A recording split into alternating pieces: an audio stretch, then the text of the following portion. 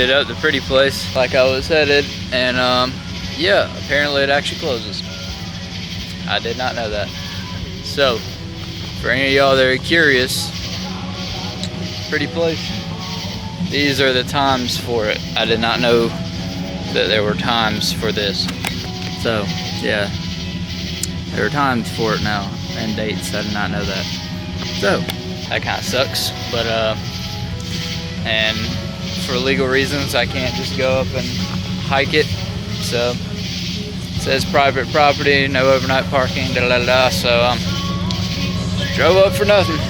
But hey, it's like I tell everybody, it's not about the destination, it's about the journey. So, now we're about to go do something else. I don't know what yet. Maybe go downtown and hang out with my friend Elijah.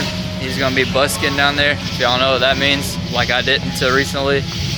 It means he's gonna be performing down there in downtown Greenville.